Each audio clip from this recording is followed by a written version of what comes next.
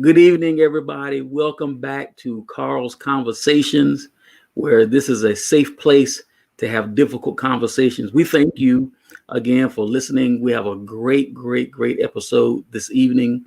We're going to be talking to a couple of our elected officials now that our electors have officially cast their ballots in their states, and it is now a constitutional done deal. Joseph Biden will absolutely be the next president. We know there were some shenanigans on the other side, but we're moving on, even if others are not. So I have invited a couple of our elected officials here in the state of Virginia, and these are elected Democrats, going to help us understand where do we go from now as far as legislation, the path and the pace. Now that Democrats have taken power in the White House, of course, Democrats have control of the House of Representatives, and we'll find out on January 5th whether Democrats will get the Senate. So we want to talk about where we're headed. So Senator Surovell, my wife is always my number one fan and the first one to greet her. She's done that. For y'all who don't know who this handsome fella is, this is Virginia State Senator Scott Surovell. He is a tremendous legislator. And for those of you who are not familiar with him and the work that he's done, if you're happy with many of the changes in our laws that happened over the past few months, when you start reading how it went through the Virginia Senate, you'll see Scott Surovell's name all over. He's been a major player for a long time, and especially has been a friend to us who are in the fight for racial justice and want to do some things with criminal justice reform. I have great respect for Senator Surovell. So welcome, sir. Thank you so much for spending some time with us. Hey, Carl, thanks for inviting me to be on, and appreciate the compliments, but we still got a lot of work to do when it comes to racial and criminal justice too. But we had a really good special session. I was really proud of what we accomplished, and also our regular session before that was really important. We did a lot of stuff in that session, historic stuff. Oh, that is awesome. Just want to remind our audience, you got some time to start a watch party or to even share the video. Let some people know that we got some important people with us. And Delegate Joshua Cole will be joining in just a while. So Senator Surovell, one thing I wanted to ask you, what is different for you now in Richmond, knowing that at the national level, you are going to have a Democrat coming into the White House? Of course, you have maintained control of the House of Representatives and have a real good chance of gaining control in the Senate. How does that make things easier, harder for what you're doing in Richmond?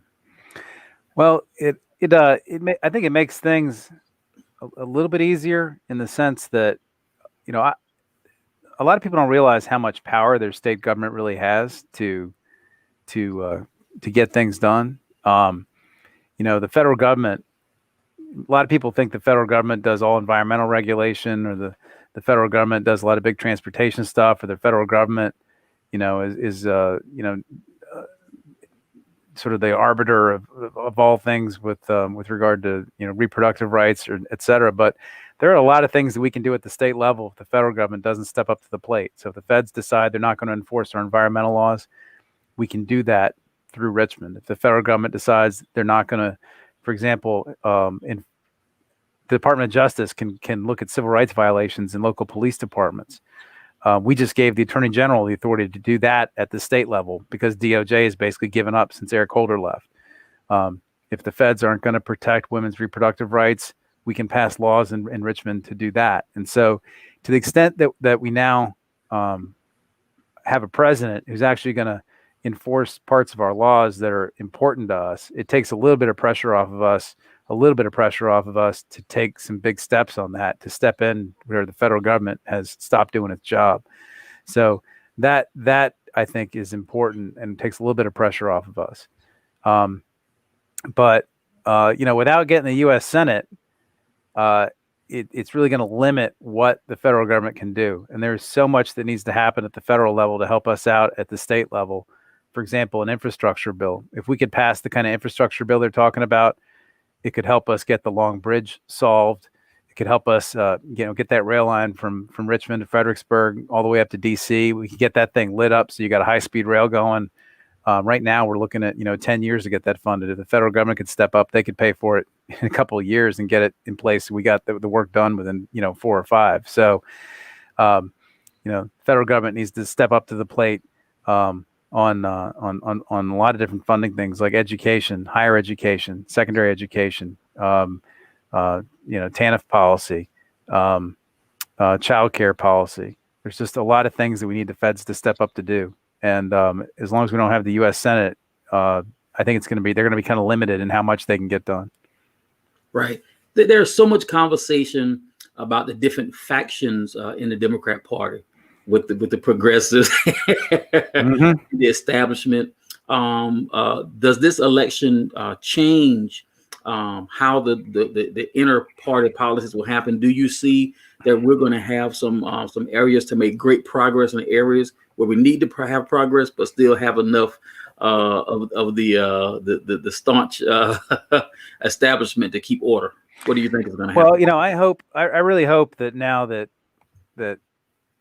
well, we'll see how much President Trump is off the scene. I hope he's goes into a hole somewhere and keeps his mouth shut. But I don't count on it. But hopefully the media won't cover him as much. I read today that Twitter actually can ban him from Twitter once he's no longer an elected official. So that would go a long way if they were to do that. But what he has done, what he has fomented, all the anger and the anxiety and all the some people really feel a sense of terror about some of the things that he's done.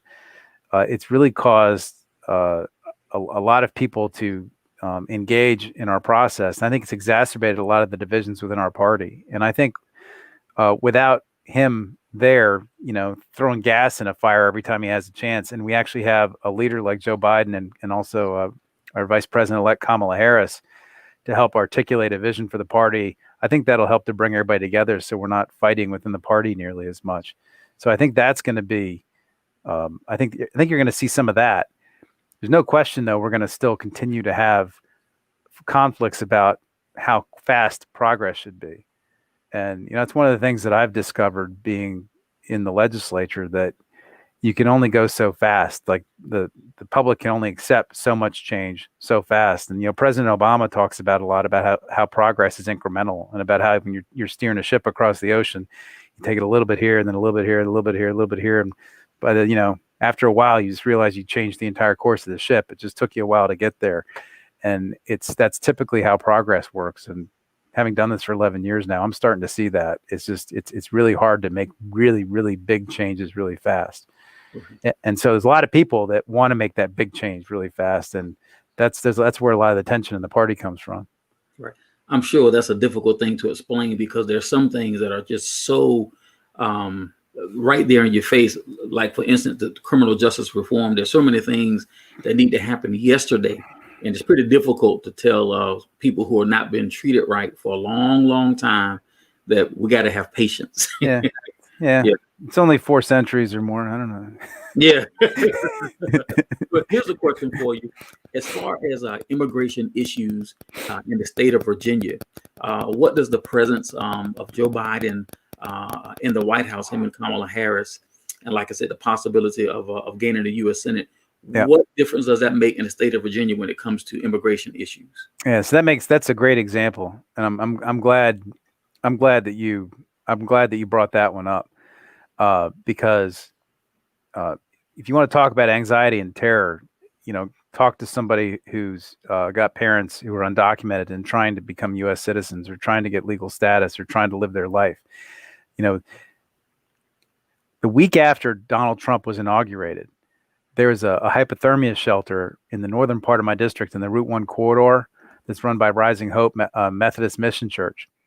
And the week after Donald Trump was inaugurated, ICE sent out agents and picked up 10 people coming out of a hypothermia shelter and questioned them about their legal status. Ended up taking 5 of them away.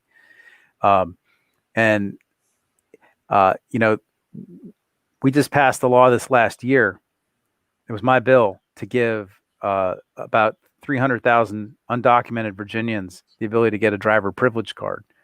And a lot of those people are afraid to go get that card because they're afraid that ICE is going to come in and snatch that data and use that data as a way to try and get them deported. But with a Democratic president, I think their anxiety, they're not going to have that anxiety anymore, because I don't think that's going to be a big priority to ICE, is to go to try and figure out some way to weasel their way into Virginia's DMV database. And so I think you'll see a lot more people apply and get that driver privilege card now. I think you're going to see DACA reinstated. Right now, DACA was put on hold, and then a judge sort of said, "No, put it back." But now that we have Joe Biden and Kamala Harris in place, I think you'll see a real DACA plan get implemented, and you'll probably see a real asylum program start again, so we can start accepting people into our country who are victims of domestic violence or who are being victimized by by gangs and drug cartels in Mexico or Honduras or these other states, or people who are fleeing terror in other parts of Europe and Asia, like we have done for centuries in this country. I mean, my family's been in Virginia a long time, but it's been a whole series of different groups of immigrants coming in over the last 200 years. But I think you're going to see again less pressure on us to react. I mean, to those kinds of things, and I think that'll be good, because people will be able to live their lives in peace a little bit more, I think. That is great. We have a question from our audience. Gary Holland, you may know him. He says, there is a surge in regular people preparing themselves to run for local and state positions in the coming years. What are the 2 to 3 key issues Virginians should be concerned about for the next 2 to 3 years? That's a good question. So, we have done so much in the last 12 months. We've only been in the majority, by the way, for 11 months. I'm not sure people realize that. Right. This is the first time we've had unified Democratic control from the governor's mansion to the state Senate and the House of Delegates in 27 years. And so we've only been there for like 11 months now. And we're going to have another session, knock on wood, coming up in January to get some more done. But there's a lot of unfinished business, just a ton of it. I think the lack of affordable childcare or free preschool for families is critical. I don't know how children can compete. My children had 4 years of education before they got to kindergarten. A lot of kids in my district show up for kindergarten. It's the first time they've seen a schoolroom. They don't know how to sit in a circle, raise their hand, to speak, how to use a pencil, the days of the week, their colors, the things that you learn in preschool before you show up, and how to behave. And so you start off like a year or 2 or 3 behind. We have to make pre-K a part of something that every single child gets for the long-term progress of this country and the long-term progress of families, so these kids can compete in school and beyond. To me, that's a big issue. Another big issue is affordable housing. In Northern Virginia, as Northern Virginia has begun to develop, and as we built that metro, and as our population growth has happened, you can't affordable housing. There's no houses that are affordable that are close to good jobs. And, there's metro extensions and everything we're building, the transit, the VRE, it's all great, but it's very expensive to live next to a VRE station or a metro station. And so right now you basically have a lot of yuppies making, 6-figure incomes living next to metros. We need to have it so that we have to reserve housing in various areas that are close to transit for people that are making like less than 50% of the average median income. So that if you're, working in a building, pulling the trash can around and pushing the dust mop, or you're working behind a cash register, that you can afford to live near affordable transit instead of having to take 3 bus transfers to get to your job and have to commute 3 hours a day in a bus. And so I think affordable housing is a huge issue. Climate change, if we don't figure out climate change in the next 10 years, there's going to be wars that are started in the next 50 over the disruption that causes and the economic dislocation that it creates within our society. And we have to figure out a way to live without consuming so much energy. And I think it's going to mean that we drive our car less, that we probably work from home more. If you can get that kind of job, which not everybody can get or has the skills to get. So climate change, there's a whole series of issues on that. Also, I would say if you're talking about running for office in Virginia, the affordability of higher education to me is just a real problem. When I went to JMU from 1989 to 93, the state paid for 2/3 of the cost of my education. Today, your state only pays for 1/3. And that's because it's for a lot of different reasons, but our tax revenues and our taxes have not kept up with our needs. But Medicaid has just consumed this increasing large part of the budget, and medical inflation's eaten up so much of the budget. It shouldn't cost you so much to go to college as it does in this country, and especially in Virginia. We have one of the best state support higher education systems in Virginia of anywhere in the country. If you live in New Jersey, they got like one good school, Rutgers, and that's it. In Virginia, you have like 15, 20 choices to choose from. So I think the affordability of higher education is a huge issue. And a lot of these things all revolve around making sure we have a tax system in Virginia that collects enough revenue. And our tax system really has not received any kind of major surgery probably since the 1930s and the 1940s when we put our income tax in place. And so to me, it's just kind of, the highest tax bracket in Virginia is if you make $17,500 a year. That's crazy. We ought to have a system that's a little fairer in terms of how much you pay based on how much you make. And there's also a lot of different things that we could tax through our sales taxes so that we're keeping up with the economy. For example, you should pay the same sales tax on an electric book, a book you get through Kindle, than a book you buy at a store. Right now, you don't. Same thing with a movie or whatever. I mean, so there's a lot of updating we need to do that we just haven't done over the last, 4 or 5 decades. And when we do that, it'll give us the revenues that we need to really provide good services to people.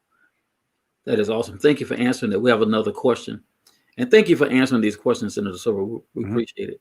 Homelessness is a significant issue throughout Central and Northern Virginia. Counties like Stafford don't even have a shelter. Is there legislation in place, or at least discussions regarding funding assistance for shelters or programs in growing areas in the coming years?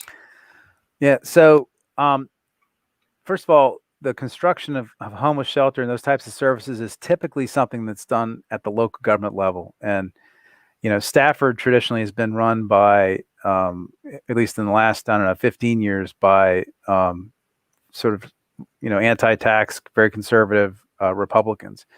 And I know we have one Democrat on there now, but they tend to not want to, provide a lot of those kinds of government services, right? I mean, you look at the difference between what the government does in Arlington or Fairfax compared with Stafford. In Arlington County, every single high school has an Olympic-sized pool that doubles as a community center. I think they have 4 high schools there. All of them have 100-meter pools in them, right? Fairfax doesn't have that, but that's what they got in Arlington. Fairfax, there's 7 recreation centers. Each of them has a pool. They have big gyms. They got weight rooms you can use. So you don't have to go, you don't have to spend a lot of money on a gym membership. Lots of, robust recreational fields. Stafford doesn't really have a lot of that. They're starting to get some soccer fields because of some of the developers are paying for it when they come in and do a development, but you don't have the rec centers. Your libraries are not as robust in Stafford, right? In Fairfax County, they've got, I think 2 or 3 homeless shelters. Of course, Fairfax County is like 1.1 million people, but Prince William County has at least 1 homeless shelter in my district. And so the state, we did this year fund something called the Affordable Housing Trust Fund. We put the biggest slug of money in there that's ever been put in, I think $60 million. And you're going to start to see the state invest more in the Affordable Housing Trust Fund. And one of the uses for that fund, I think, can be homelessness, funding for homeless individuals. But, it also has to be a real priority of your local government. And so I think if some different people were elected to the Stafford County Board of Supervisors, you might see them, redirect their energies a little bit or start to prioritize their revenues in different ways. And one other thing just to remember is that this last session, we gave local governments about 4 or 5 new taxes that they're allowed to levy, or counties about 4 or 5 new taxes that they're allowed to use that only cities could use before for things like events or rental cars or hotels, taxes on other things besides constituents. And so, if Stafford could take advantage of some of those things, it would give them more money to provide services to residents, like a homeless shelter or better rec centers or better parks, things like that. That's awesome. Gary Holland agrees with you. He says you're giving us something to go to the Board of Supervisors about. Thank you. Yeah, no problem. Welcome in, Delegate Cole. Good to see you, sir. Good evening, everyone. All right. Here is another question from the audience. Dominique says, Black Americans are owed a debt in this country. The economic gap is too large to catch up without reparations. We need reparations or more of our people will die. COVID has made things worse for this country, but the bottom, Black Americans get hit the hardest in every disaster. Any comment or anything to say about that? Josh, you want to take a shot at that one first, and I'll follow up. So this past session in January, Delegate Dolores McQuinn introduced a piece of legislation creating a governor's advisory commission to research the economic impacts that slavery had, not just on enslaved people, but also their descendants. And I was privileged to be appointed to that commission by the speaker. And that's exactly what we're going to be studying. And I think it's key for us to understand now that when we look at today's society, reparations, maybe a couple of years ago, was about just give me a check. But now we have to deal with redlining. Now we have to deal with education equity. Now we have to deal with workers' rights. And so all of that we have to fight to ensure that Black Americans and descendants of African Americans are receiving equity and equality in every walk of life, from their jobs to their education to environmental justice. And we're definitely doing that research to see what we can do. And not only just doing the research, but then we got to do about it, not just talk about it, but we got to be about it. And we're looking forward to introducing legislation within this year and even next year to making sure that equity is introduced. That is awesome. Thank you, sir. Yeah, and I Josh, I think that's an excellent answer. I'd forgotten about the commission that you just mentioned, but it's time that our government actually spent some time and effort and energy focused on that. And so much what's happened since George Floyd's murder has really focused people on thinking more carefully about these issues. I read a book called A Color of what's it called? It's about housing. I'll go Google it in a second here, but it was all about housing policy and how our housing patterns got to be the way they were. And it's just, once you go back and you look at how much structural, intentional racism was invested in, our mortgage policy, our zoning policy, you start to see where a lot of people live where they live, and the long-term effects. I mean, one of the main ways that families build wealth over generations is through home ownership. And when you had the federal government actively cutting that off for the last, until probably about the 1970s, maybe even the 1980s,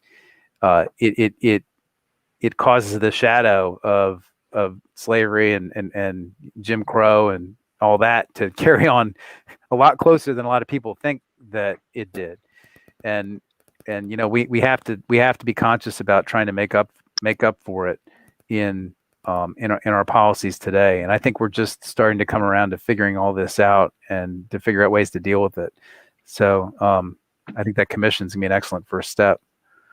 Appreciate it. I want to raise up another concern, and I know that there's different views on this concept, but the governor announced just last month that he was interested in legalizing marijuana.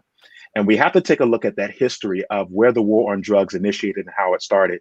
And so one of the real reasons we start with reparations is by, when we legalize, making sure that Altria and Philip Morris don't get their hands and create a monopoly over the industry, but our brothers and our sisters and our friends that have been entrepreneurs in the streets for years, that they become the ones that lead on this charge. And so we have to make sure that not only are they leading, but those who caught charges in the past that are incarcerated, that they are released, and that they're also getting their records expunged, that it's completely taken off, not just sealed, but expunged as well. Thank you. That's good. Yeah, and Josh, I practice criminal defense as part of my law practice, and I couldn't agree with you more that the damage that has been wrought by the criminalization of marijuana has been way disproportionately felt. For example, in Arlington County, which you would say Arlington County is this, sort of liberal progressive oasis, I think that the occurrence, or if you look at the numbers of people who've been arrested for marijuana possessions, African Americans get arrested at something like 7 times or 8 times their rate in the population in Arlington, right? Just arrested for it. I'm actually representing 2 young African American men right now in Arlington County who, one was stopped for a window tint and the other one was stopped for, I don't know, I think it was like a exhaust or something. Anyway, but we have to be conscious about making sure that we have minority ownership in whatever system that we develop, so that we can help to build wealth within the African American community as we rebound from, whatever it's been, 50, 60 years of marijuana criminalization. And Josh is right that wiping out the record for anybody that had a marijuana possession, that's easy. You can do that by computer. That's a piece of cake. If we take that crime off the books, that should be a no-brainer. We also, though, have to look at how to treat some of the higher felony marijuana distribution charges. Somebody just pointed out to me today in court, I was talking to somebody that a third offense marijuana distribution for a half an ounce or more, the punishment for that is 5 to life, which is, I didn't realize the sentence was that bad. That's something we need to look at. But 5 to life for distribution of half an ounce or more. Half an ounce or less is a misdemeanor. Half an ounce or more is a felony. But third offense is 5 to life for marijuana. And it's the penalties that are on the books are just out of control. And I know there's some talk about possibly making felony convictions for marijuana distribution potentially expungible, not automatically, but potentially. If you can come in and do a petition and show that you've redeemed yourself, you've been law abiding for the last 10 years or something. So those are some discussions we're having. We're gonna have a really big expungement discussion this session. I'm proud to be working with Delegate Charnell Herring on that. That's a whole separate discussion we can have, but I think you're going to see some big changes on expungement this session. The governor's got an announcement coming out tomorrow about that, actually, in terms of his budget. So, oh wow, that was a great question, Dominic. You sprung a lot of conversation. Here's a question for both of you. This election cycle, we saw all kind of craziness in states around our nation. Thank God we didn't see some of this stuff in Virginia. What are we going to do as far as voter laws, so that, of course, it may happen that one day that Republicans in Virginia are back in control. And historically, they have not been kind as far as voter access is concerned. And I hate to sound so partisan, but, it just is what it is. And Democrats have been voter friendly, of course, at the cost of being called cheaters. But I'll save that for another interview. But going forward, what can we do in the Virginia legislature about making sure that we put laws on the books, so that if the Republicans are in power 3-4 years from now, they cannot come back and snatch back and put a chokehold on the Virginia voters, as we've seen in other states? Well, we did a lot last session. Last session, we took our voter ID law back to where it was in 2011, so that you're required to show an ID, but if you don't have an ID, you can sign an affidavit, say I am who I am, and if I'm not, then charge me with a felony.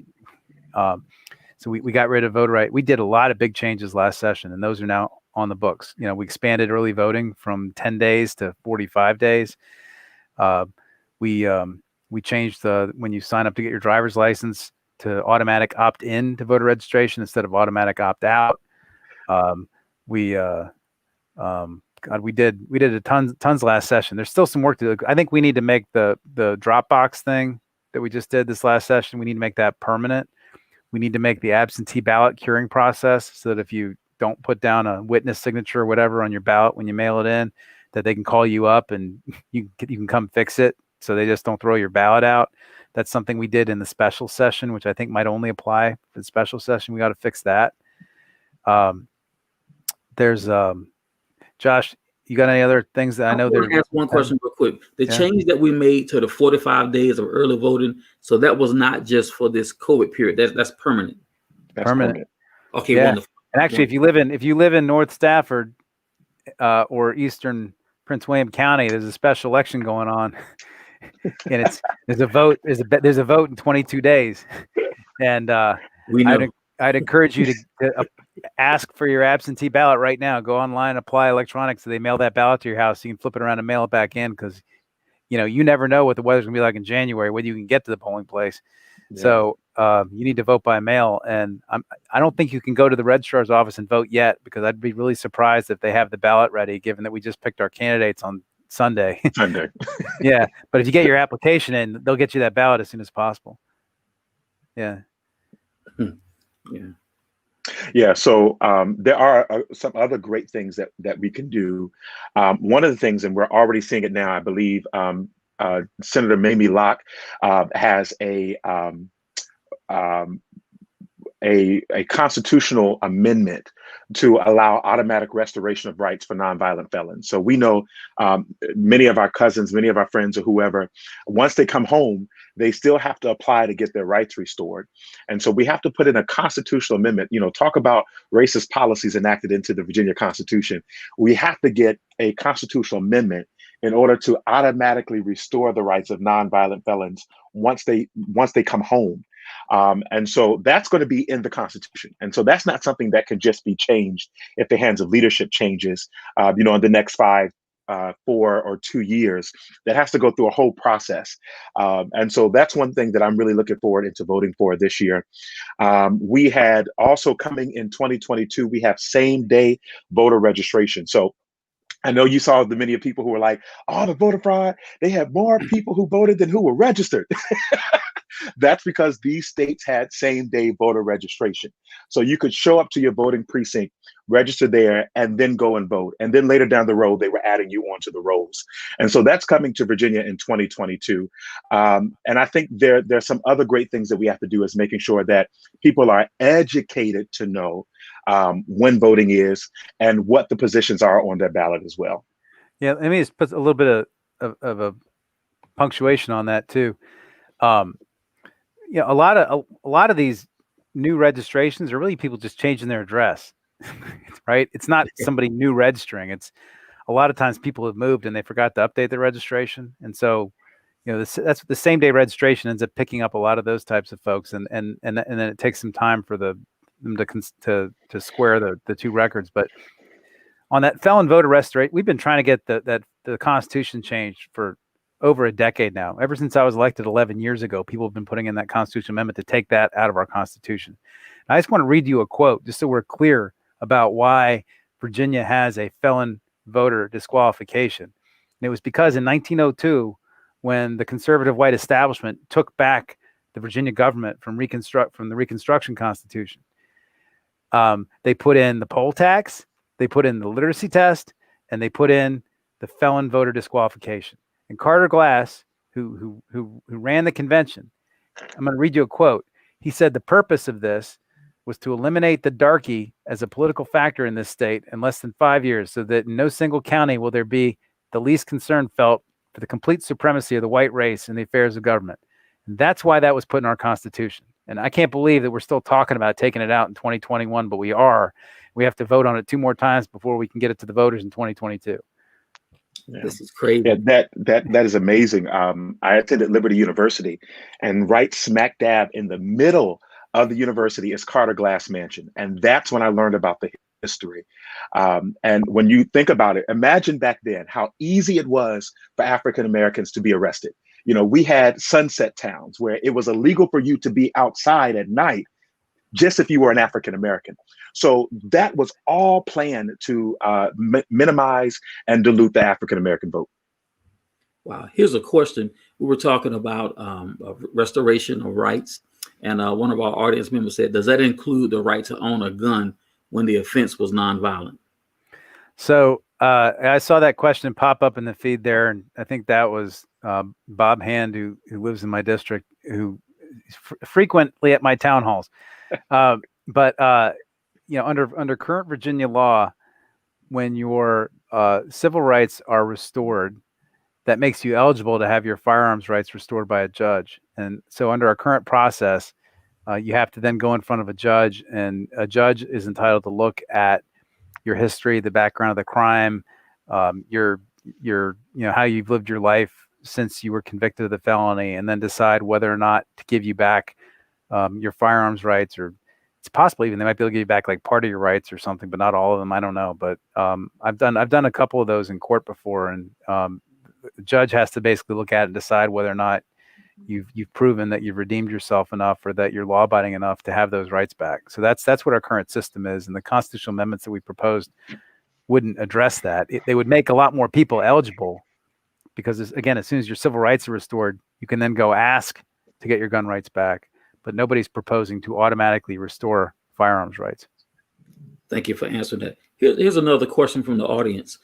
There is a virtual town hall this Thursday, and I'll be hosting that with the Department of Health regarding COVID-19, as our numbers are increasing markedly in this area.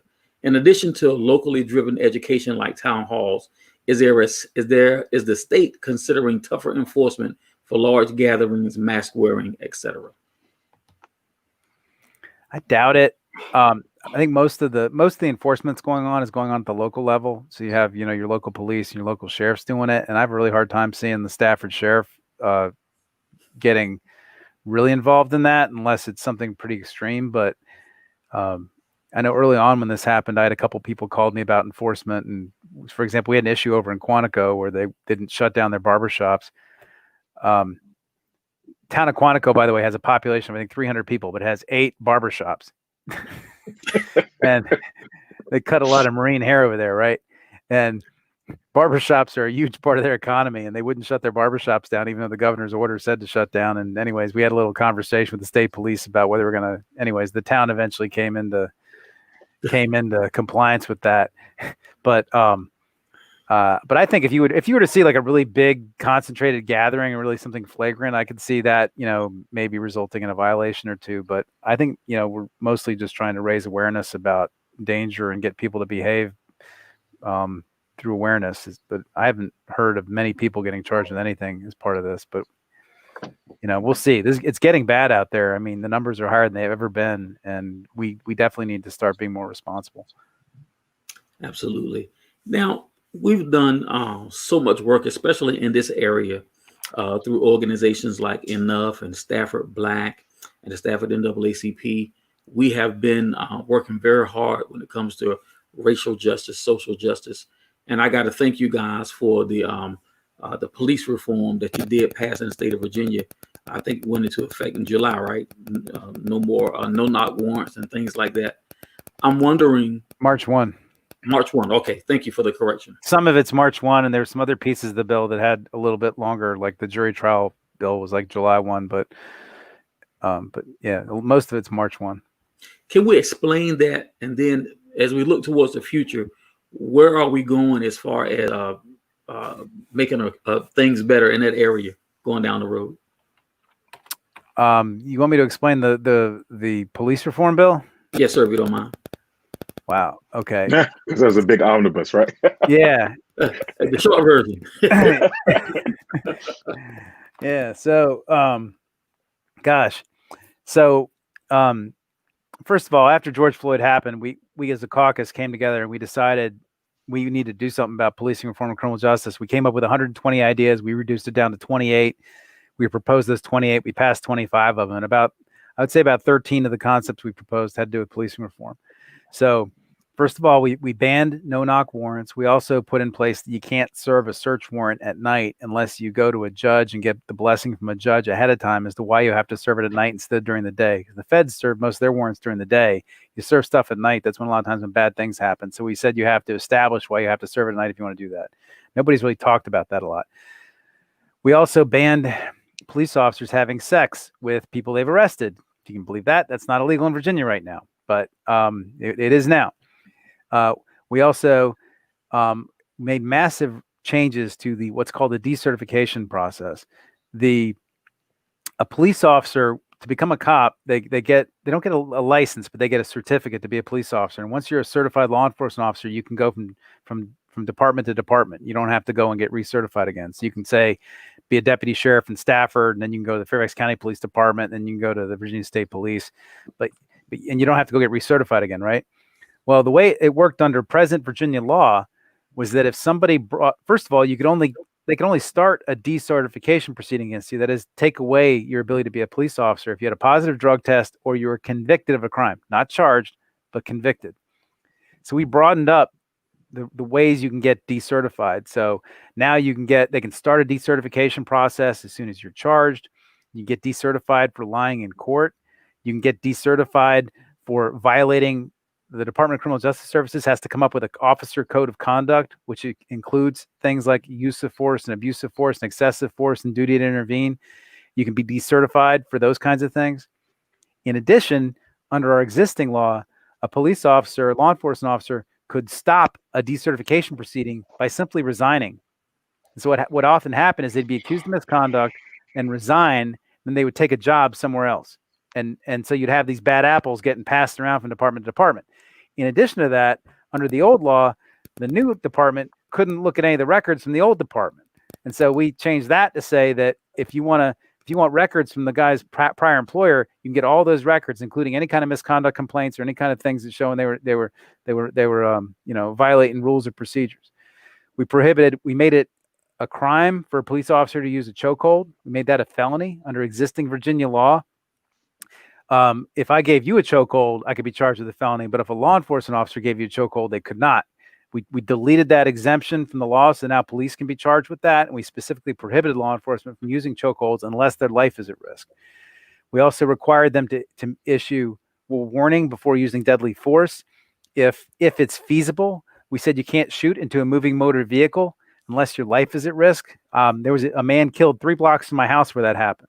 Bijan Geisar, you might have read about him in the Washington Post, happened 3 blocks from my house. They shot him 8 times. Police shot him, an unarmed 27-year-old accountant, 8 times, who was not driving towards anybody. He was practically stopped. Anyways, we made that illegal. We also put in a statutory framework for requiring police officers to intervene when they see a police officer using excessive force. We put in a statutory framework for when you can use deadly force. We put in all kinds of stuff about training, that officers have to be trained towards a use of force continuum, that you only use certain levels of force in certain situations, and you have to work through a process before you start pulling your gun out and shooting at people. What else do we do? We have a lot more training about implicit bias, and that's just in the police reform bill. There's 10 other law enforcement bills. We expanded civilian review boards so that localities can have civilian review boards now that have subpoena authority, so they can actually look into a situation and subpoena witnesses and ask them questions. We also passed the bill creating what we call the Marcus Alert Program. And so, for example, there was a young man and a teacher in Richmond who had a psychiatric break after he left school, and he ended up running around naked on the side of I-95, and a police officer shot him and killed him. He had no clothes on, no weapon, and they shot him. And we've created a program to create these mental health teams that are going to respond in those situations to try and de-escalate them, instead of a police officer having to use the tools he's got, which is often just, a taser or a club or a gun, right? So localities have a 5-year period to sort of phase that in, so that we don't have as many police involved in mental health situations. That's a little bit of it. Josh, you think I missed anything? I think you covered everything that I was going to say. Well, here's a couple of questions from the audience. First of all, can Virginia police departments get records from out-of-state candidates? No, but I did put language in. I helped. I was really involved in writing that bill, and I did put language in there requiring a candidate who wants a Virginia job to provide a release, so that their department can give that release to the out-of-state agency to go get those records, and the person can't, they can't try and hide behind, they're out of state. So that's what we put in the law. Wow. Here's another question. Based on what you banned, how many incidents have occurred within the last 3 to 5 years in this area? What is really a problem here in Stafford? And of course, we don't expect you to have exact stats, but I think that Mr. Lee is trying to figure out what in the world was going on to cause you to pass those reform policies and laws. It's a really interesting question. So, and Josh, you want to go first? Do you want me to? Well, one of the things that I would just state is where I think a lot of people look at us as delegates and senators for Stafford County. A lot of the votes we make aren't just for Stafford County and the city of Fredericksburg or Prince William. It's for the entire Commonwealth of Virginia. So As Senator Surovell told you, the story about Marcus David Peters in Richmond, the story about his neighbor up there, or the gentleman that was pulled over in Northern Virginia that we saw the video of. So a lot of times our votes are for the entire Commonwealth of Virginia and not just necessarily our localities. But I did sit down with Sheriff Decatur, and I had some conversations with him before the special session started. And there were some things that they had under control, and they were doing a great thing. Even in Stafford County, you know, some of the deputies, the sheriff deputies, are receiving some of the highest pay in the state over other deputies. They have a culture of communication and holding sheriff deputies accountable. But also, there were some issues with racial biases and training. So there are some issues that we still have to address, and we're looking to see what's going to happen once these bills go into effect come March. Wow. Yeah, and let me also answer the question this way. I heard one person say I was watching him on TV once, and he said that what he found interesting was that now that a lot of these incidents are being captured on body cameras, it's like a bunch of people are acting like, you know, oh my God, all this stuff the black people have been saying for years is true. We found Sasquatch, you know,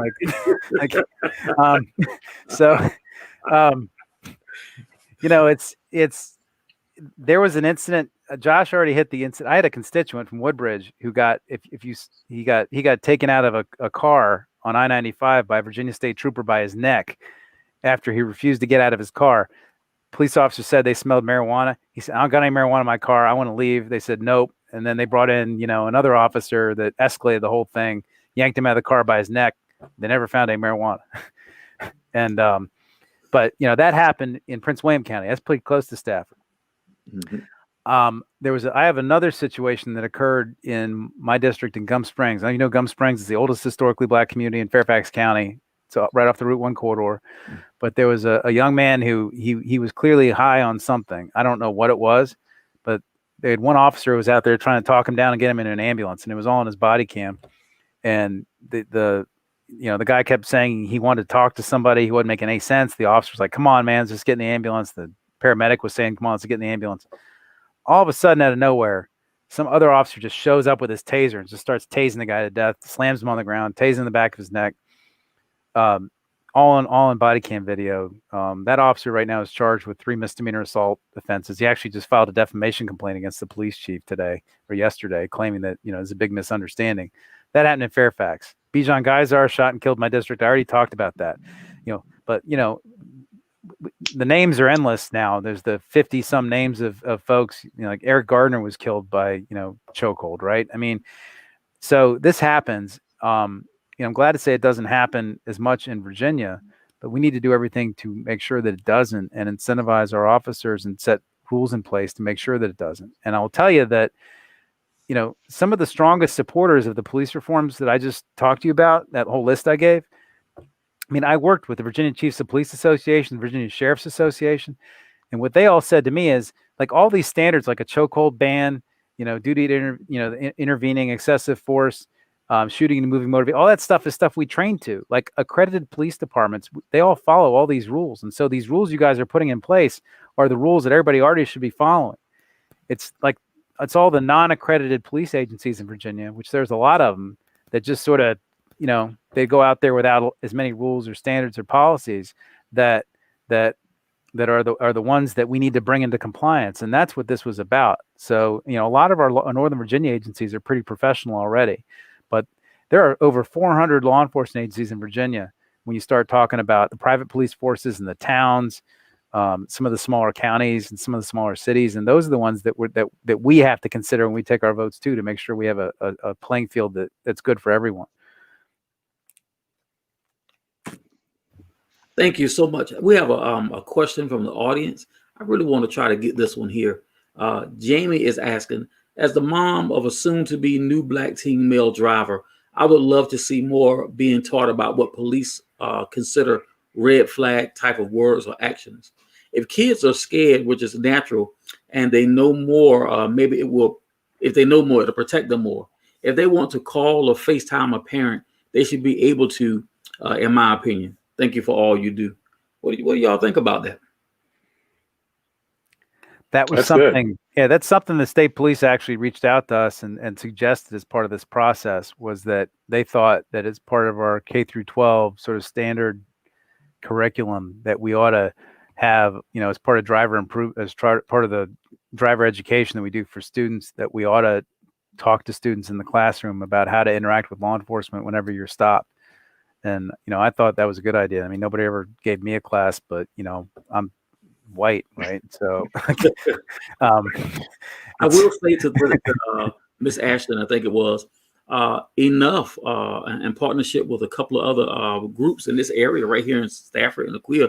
We did a couple of programs, and we had our kids to actually interact with the police. Imagining that you have been stopped. A mock stop. Yep. Right, a mock stop. And it was a very good program. We've done it twice. So I'm not sure exactly where you are. You can find his name again. Jamie Ashton. Pennsylvania area. But if you are here in the Stafford Prince William area, please reach out to myself or Gary Holland. We can give you some information. I am in charge of the Criminal Justice Initiative for a group called Enough. We can talk to you about that. Thank you for that question. Yeah, I have a friend from law school who actually wrote a book about this. His name's Eric Broyles, and if you go Google it, I just looked it up. The name of his book is Encounters with Police: A Black Man's Guide to Survival. And he actually wrote this book, gosh, probably about 5 years ago now. But he went to UVA Law with me, 25 years ago. But there are resources out there that, to sort of to help. I mean, it's probably a book that a lot of people ought to read, so unfortunately. I thank y'all so much for spending this time. We got just a few more minutes left, but the questions are coming in. Lee's asking, so why don't we address the training? I'm talking about for the police. Why don't we address their changing and have it changed? Has that been put out for discussion as far as addressing the police training, being that may be the root of some of the police brutality issues that we see? Josh, you want to take a shot, or I'm happy to go. Let me just put my insight, and Senator Surovell is more of a policy wonk than I am, so he may be able to give you the more direct answer. But we are already seeing that while yes, training is an issue, it still falls on how they're going to act on it. You can get all the knowledge and the wisdom in the world, but how are you going to act upon that training that you received? There were a group of parents and teachers who got together in I believe Loudoun County, and they did a MOU with school resource officers and the school board there, and they told SROs what they couldn't do. After 2 years, they reviewed the data, and the school resource officers had not changed. They were still having the same exact problems they were having before the MOU was introduced. And so while, yes, I do believe we need to change and address the training, it still falls upon the culture of that police department or that sheriff's department to ensure that these officers are doing the proper and the right thing. Yeah, Josh is right. When you put like some new officers together with some older experienced ones, no matter how you train them, you find they just start deferring to the older guy. That's exactly what happened with George Floyd, right? I mean, you had this guy that had been on the force for 15 years, and he had these two rookies next to him, and they're just sitting there watching. They're probably ignoring all the training they've been given, right? And they just figure, well, he's been doing it 15 years. He must know what to do here, right? That there's some kind of a psychology that takes over in those situations, right? So you almost have to train them not to follow that kind of intuition. But in terms of the session, first of all, we added a whole bunch of people to the Virginia Department of Criminal Justice Services Committee on Training, so that they have more than just law enforcement people on the board that determines the training. So we added representatives from the Virginia Indigent Defense Commission, the representative of a community of the interest of minorities, a mental health service provider. I believe we also added somebody that's supposed to represent a civil rights perspective like the ACLU. And then we also said that the Department of Criminal Justice Services is required to develop a standard baseline training that every police officer in Virginia has to go through. There was no actual standard training everybody had to go through. So there's going to be a basic training module everybody has to go through. And then after that, departments can add things onto it. But included in that we're statutorily now requiring training in implicit bias, training in ensuring sensitivity and awareness of systemic and individual racism, cultural diversity, the potential for bias-based racial profiling. We have to train people in de-escalation techniques, the lawful use of force, the use of force when necessary to protect law enforcement officers or another person, and a lot of other stuff, which I'm not going to get into. But we're mandating a lot more training that will hopefully result in better behavior down the line. That was a big part of the bill. One more thing I'm going to ask before we start to prepare to get out of here. Qualified immunity. I know that was one thing that we were not able to add to the bill that you passed this year. What is the plan to try to go back and get this added to the police reform? So, Josh, you want me to take that? Yeah, go ahead. Yeah, I got a lot of heat for that. So,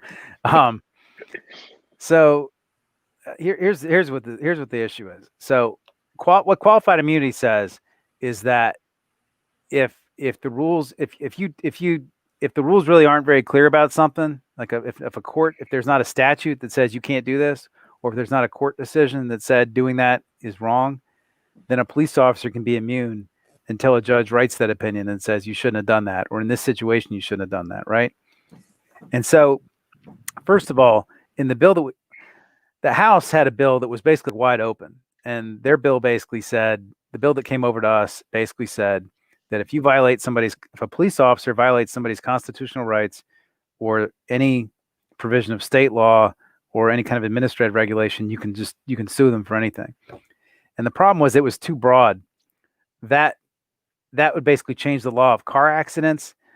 It would have made it so you could like sue a police officer like for if you're unhappy about a turn signal violation or something like that.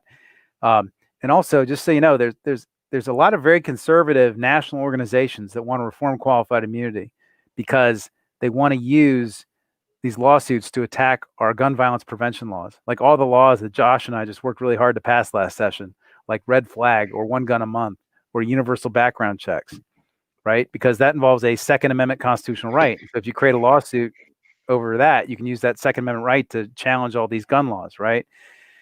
And so what in the Senate we wanted to focus on is making sure that you could sue a police officer for excessive force, abusive force, or deadly force. That's what people really care about, is when a police officer is putting their hands on somebody when they shouldn't be.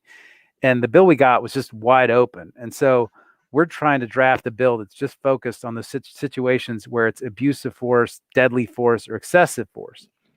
And whether we pass that law next session or not, and I'm going to try to, we put some rules in the code.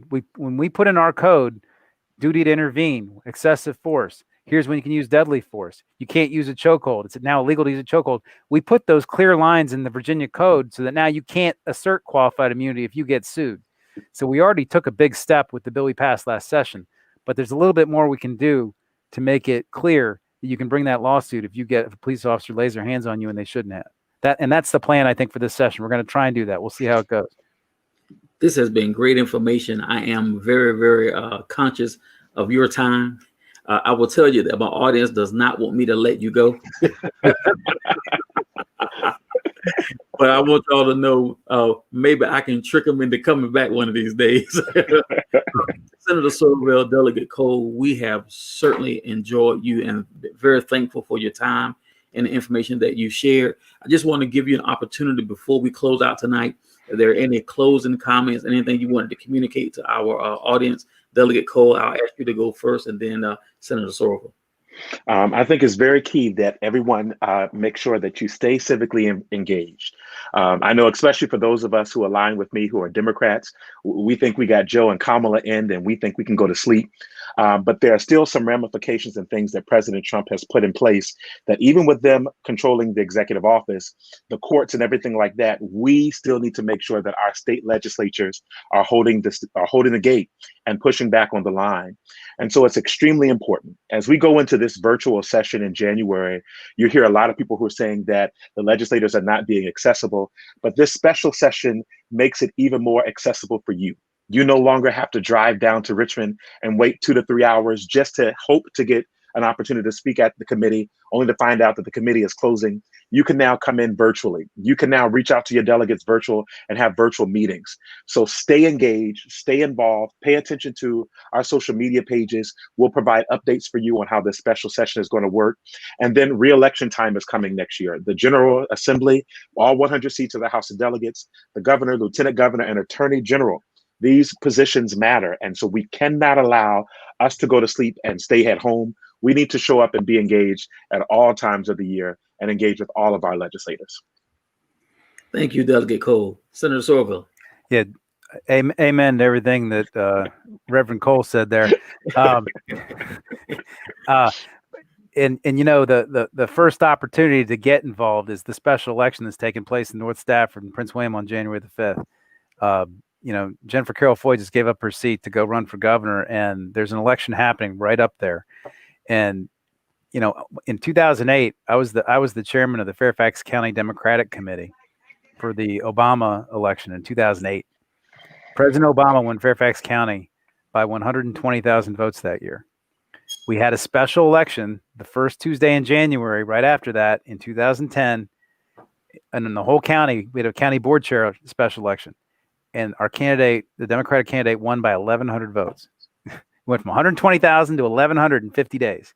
Yep. And so these special elections, people don't pay attention, but they are very important. You're picking somebody, hopefully Candy King, who I like, who has a vote over $140 billion every 2 years, who has the authority to vote over these things that we just finished talking about. And so your first chance to stay involved is coming up in January. We're going to have primaries in June. We're probably going to have primaries in August, maybe, depending on if we get our districts redrawn. We have elections. We have elections in November. In Virginia, you have an election every year. And it's critically important that you vote every year. If you vote every year, people see it in the voter file. Politicians will knock your doors. They'll send you mail. They'll reach out to you. You ask for your vote. If you don't vote, you won't hear from them very often. So if you want to get paid attention to, you want your elected officials to listen to you, make sure you vote and do everything that Josh just said a second ago. Reach out to us. You'll be shocked at how easy it is to reach your state legislator when we're in session. Not in a pandemic. When we're not in a pandemic, you can walk right into our office. But in a pandemic, you got to Zoom with us or call by email or something. But please stay engaged and involved. And Carl, it looks like you have a really involved audience here. That's they're very up on the issues, and you know, these kinds of conversations are critical if we're going to get the right answers in Virginia for good policy for the long term. Thanks for having me. No problem. Thank you for coming. I want to say a couple things right before we get off. Number one, I want the audience to know that when I contacted Delegate Cole and Senator Surovell, they were diligent in getting back to me. And when I explained to them what we were doing tonight, they wanted to be here. So I want you to know that your elected officials, there was no arm twisted. I didn't have to do a dope deal. They wanted to come and share information with you. So you need to know that. And I'm very, very thankful. I want to let you guys know this Thursday, day after tomorrow, 7 p.m., we're going to be hosting a town hall. We're going to be discussing this with people from the Virginia Department of Health. We do have some local elected officials that will be part of the town hall. We want to talk to you about what's going on with COVID-19. The numbers are not looking good in the Stafford area and surrounding area. We want to talk to you also about the vaccinations. So please let everybody know there's already some information out there. I'll be posting some more information tonight. Please, please, please let people know this is very helpful for anybody who lives and or works in the state of Virginia. We want to do all that we can to make very educated decisions when it comes to vaccinations. And we don't want to be getting information from our aunt, uncle, cousin, brother, whoever, who has had zero time at anyone's medical school at any time ever in life.